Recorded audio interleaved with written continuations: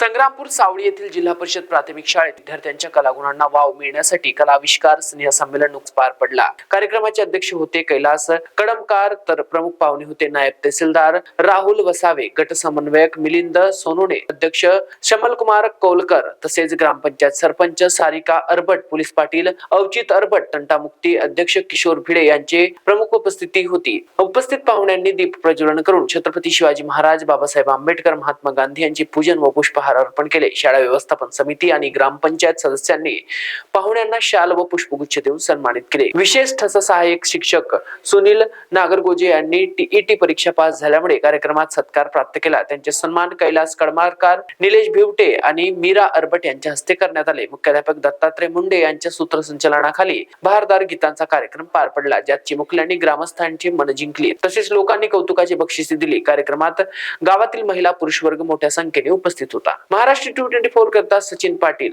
Akola, Buldhana.